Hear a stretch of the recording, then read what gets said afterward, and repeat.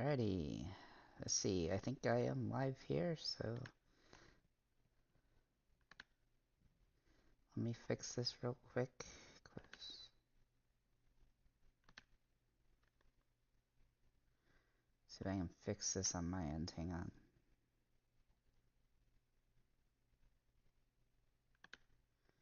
Alrighty. Everybody, this is Dream, and we're gonna just do a quick breakdown. Now that we have all the lineups for this main slate, we are going to have some opportunity here to have a pretty good one. So I do like this slate quite a bit, but we got all the information that we need now, so we should be able to make a really good uh, lineups here. Hang on one second, just trying to make sure everything works right.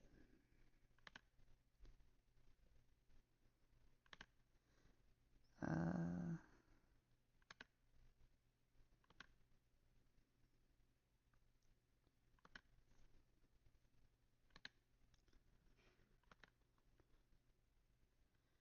YouTube.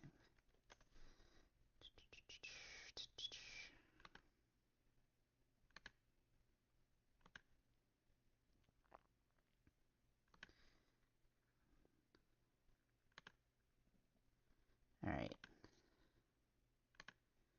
here we go.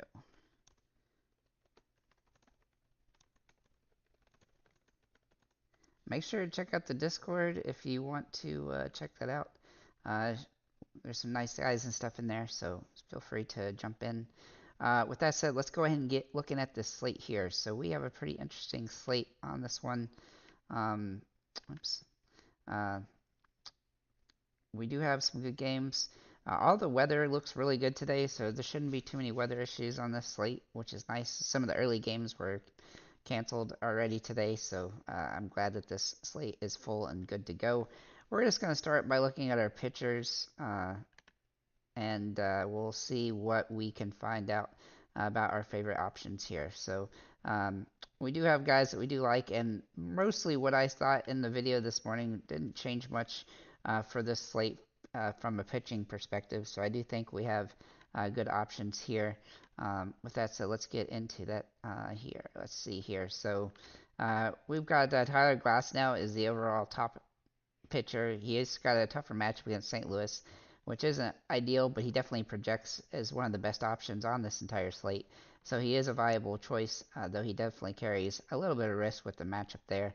But he should have pretty high ownership in general, and so he's going to be a heavy use guy, especially with a lot of good value plays on the slate, especially after some of the lineups have come out. I do like also like Scooball, who is one of my core plays from my own lineups for Detroit against uh, the Chicago White Sox. He's been playing pretty well last season, and he's going to have a good opportunity here in a very good matchup again in this one. So he's a great option. Lizardo is a great value play. I still like him a lot. He seems like he's just too cheap for this matchup, and so he's definitely somebody that I would roster as a P2 option on this one as well. Looking at other options, we have. Shoot, hang on one second. I hit the wrong button. Okay. Um, all right. Sorry about that, guys. Uh, I just wanted to fix that so I could actually see it. All right. So then we have some other options with uh,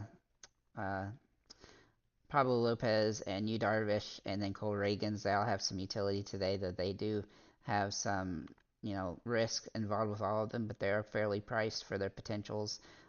It's not a whole lot of great, super cheap plays on this slate, unfortunately. So, from the pitching perspective, that looks really good. But those guys all have some utility on the slate, though. I think Reagans is probably a little bit overpriced for his potential. Uh, in general. So let's go ahead and get into the individual teams here, and I'm just going to kind of go through team to team and tell you what I think about each individual team. But we'll get into the batters here. So let me fix this real quick, and then we'll start talking about some of my favorite plays team to team here. Hang on one second. Sorry about that.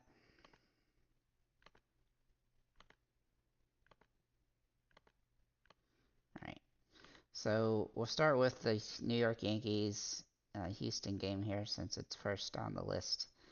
Uh, and when we look at Houston, they're obviously going to have some good opportunity today. They have a pretty high total for the slate, one of the better teams from that perspective on this entire slate. I do think that they're going to be a team that's worth taking a look at here.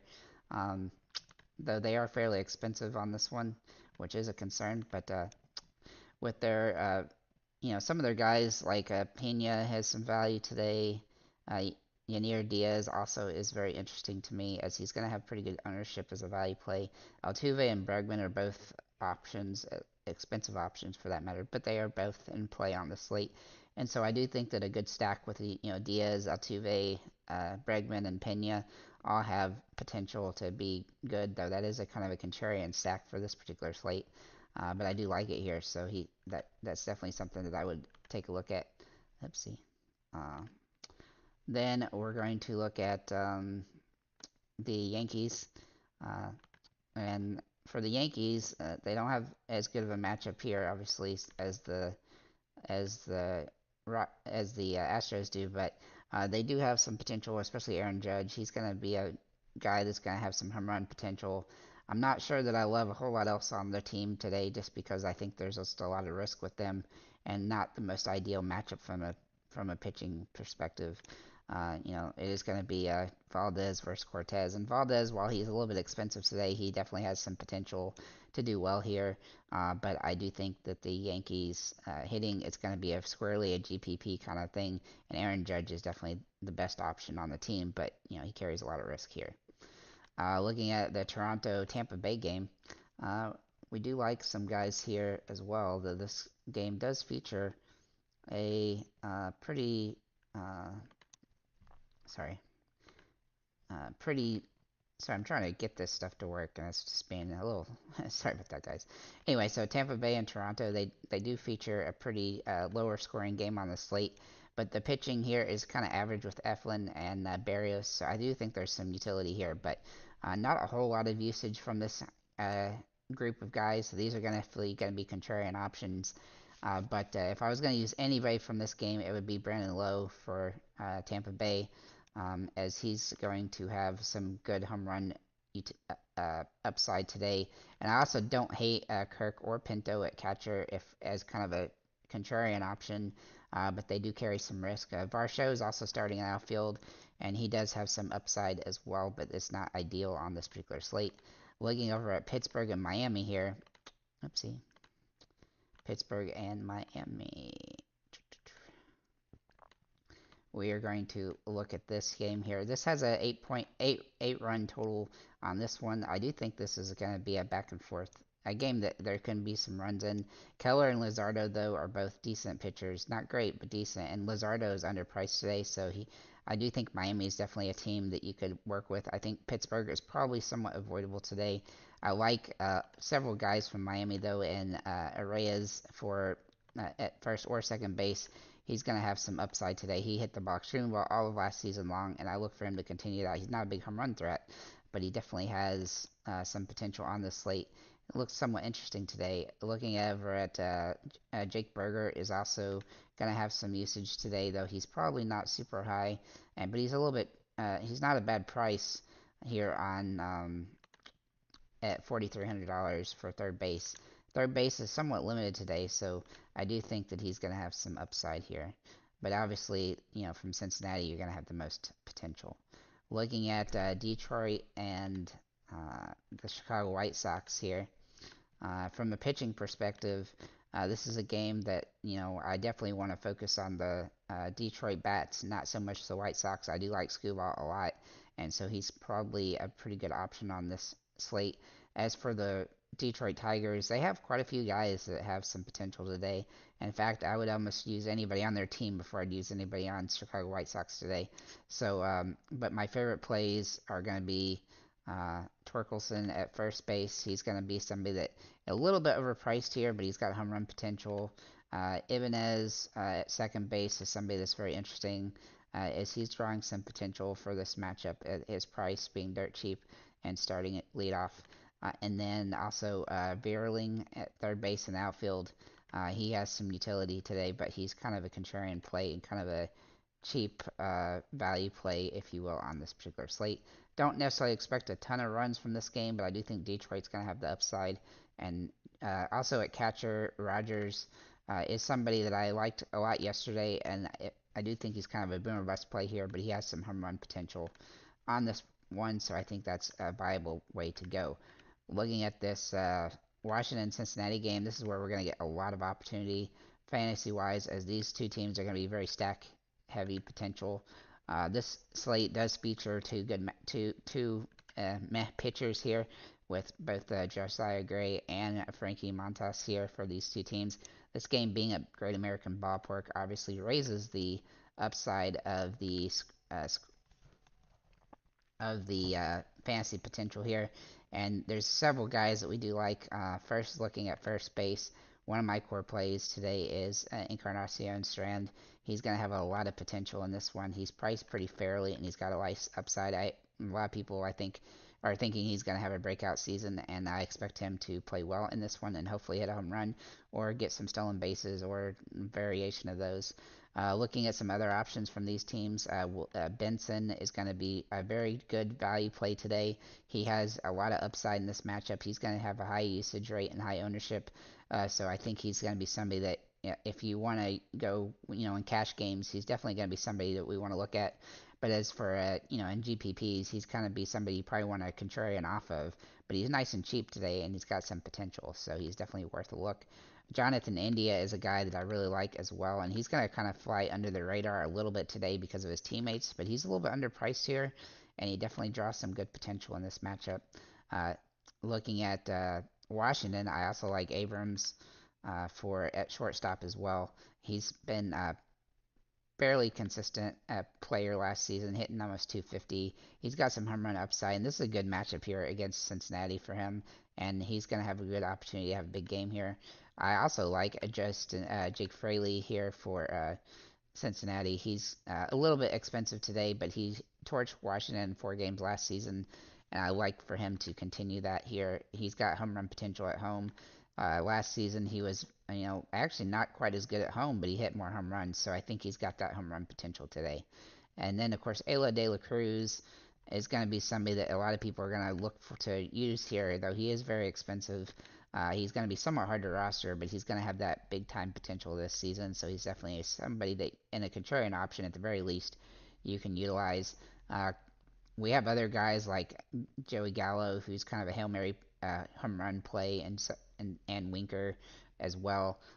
Even some value plays like Martini and Lane Thomas have some utility today. And at catcher, both Ruiz and Stevenson are in play, but Ruiz is the better play on of the two teams, and so I do like that from that perspective.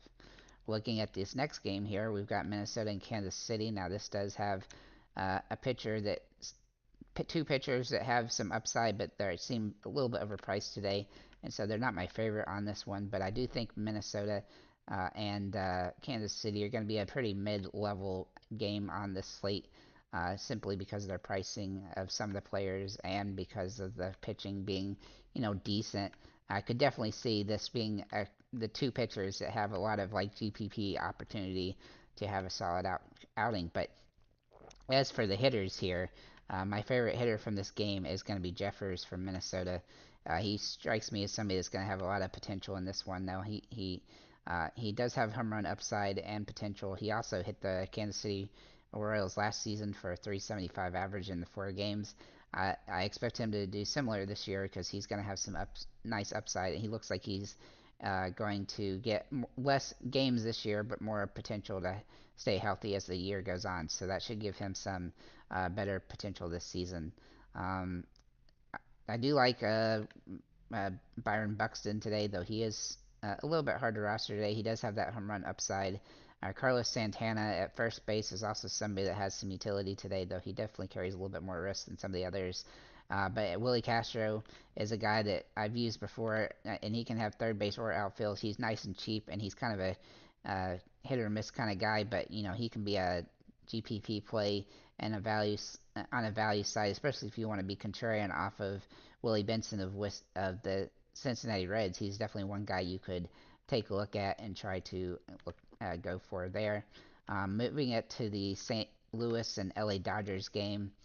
This game does feature some of the lower totals on the slate for St. Louis, at least at just 3.8 runs, whereas the Dodgers have a high ceiling with almost 5 runs.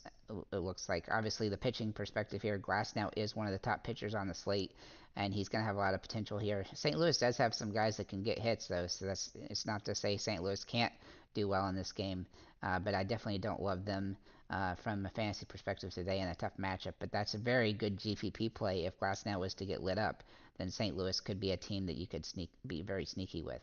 Mikolas is a guy that I probably don't know anybody's going to use him today because the Dodgers are probably going to tee off on him.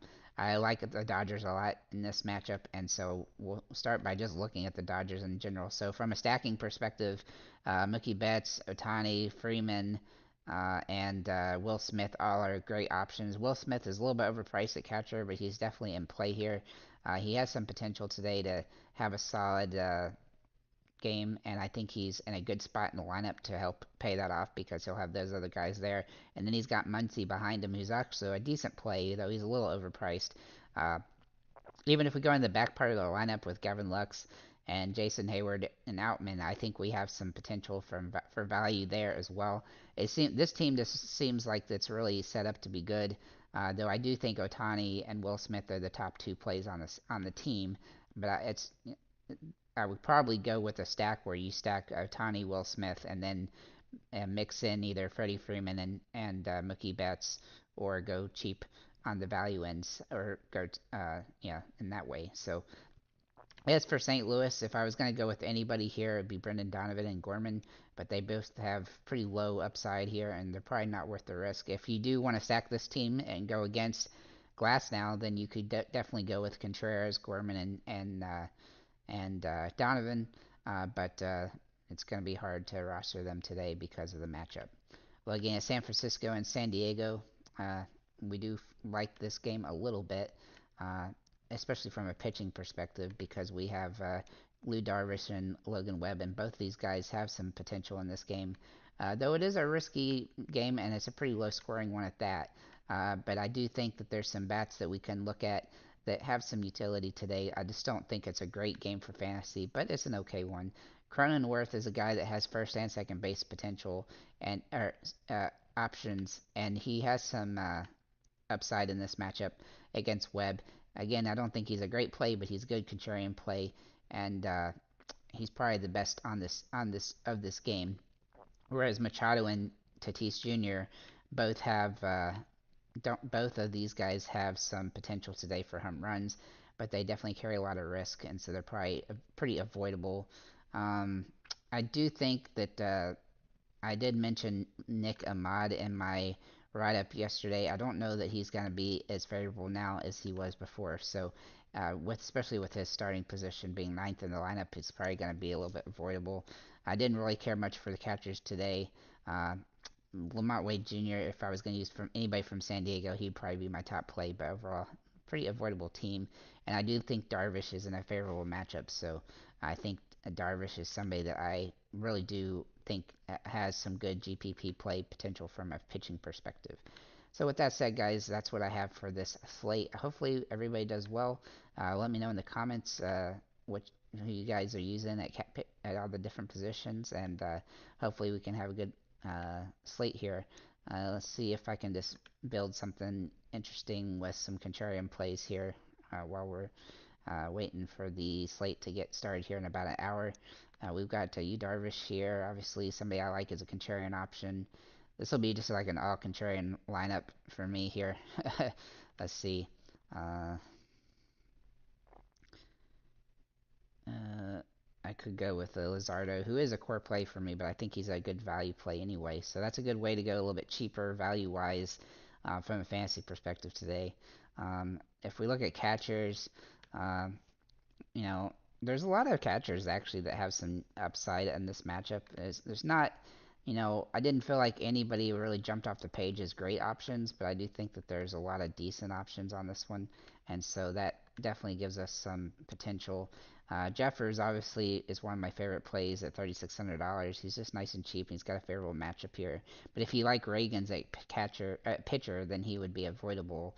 And then you could go with Ruiz or somebody like Yanir Diaz, uh, who has some upside here at just minimum price. Which, in fact, I'll just kind of click him in here as he's got a good matchup at a very cheap price. If we look at first base, obviously we want to try to work in some of these Dodgers, but it's going to be somewhat hard to uh, unless we keep going cheap on some other options. But Encarnacion Strand actually can go at third base, and if we look at third, uh, because I do think he's one of the top options at first base too. I think he fits better at third base simply because there's not a lot of value there that we can really rely on heavily. So that's a good way to mix out, mix in some value from that perspective.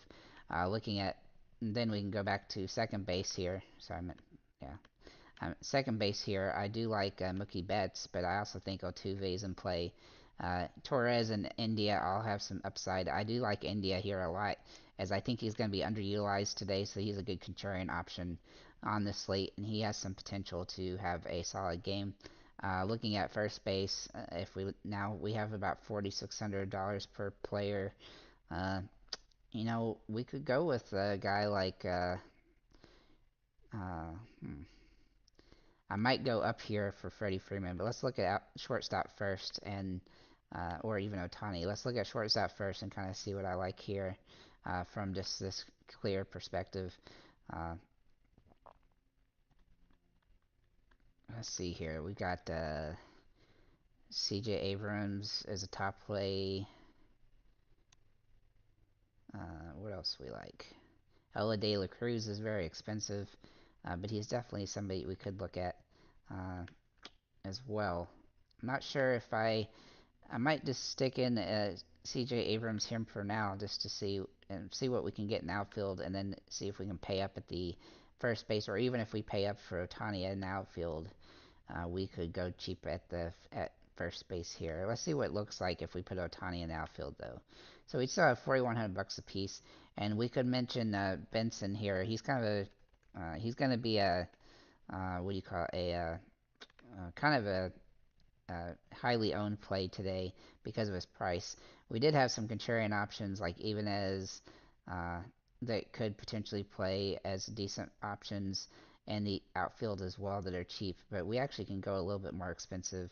I do think Lane Thomas and Jake Fraley both have some utility today in this in the outfield here, but as they should have some pretty good ownership as well. But let's see here, Buxton's in a decent spot. Uh,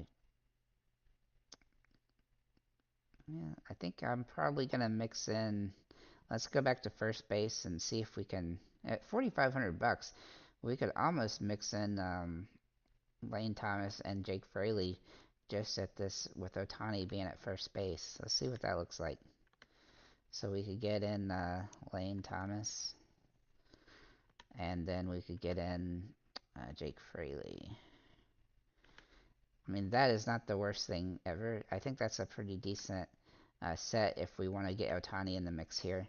Um, doesn't obviously have much of the Dodgers in here. Has a bit of a Cincinnati stack right now, which is kind of what we would say is kind of a chalky lineup for that matter. But with the pitching being a little bit cheaper here with Darvish instead of one of the more expensive guys, we can actually get Otani in the lineup as opposed to having to pay down for somebody else or even going different at third base. So I do think this is probably not a terrible lineup. I definitely will run it in a couple games here just to see how it does. But there's definitely a lot of different ways we can skin this cat. So uh, if anyway, that's what I have here. If anybody has any comments or questions before I log off, feel free to ask them in the comments. Otherwise, I will make sure to check out Discord. We have a couple guys. We have several guys in there that talk sports and talk daily fantasy sports and do whatever. So make sure to check that out in the links on YouTube. Also check out the YouTube members. We have some guys in there, guys that do that too, which I do appreciate a lot. Helps the channel, helps support the channel. But hopefully the slate is pretty solid. This is what one of my lineups that I'm gonna run here that I just kind of made on the fly. So overall, I like the slate quite a bit. So I think it should be a fun one. Let me know if you want me to do some live breakdown of the night slate tonight before we uh, get that going too. So that should be it. I think that slate doesn't start till pretty late, but hopefully it'll be a good one as well. So with that said, guys, thank you guys for liking, commenting, subscribing, and have a nice day, guys.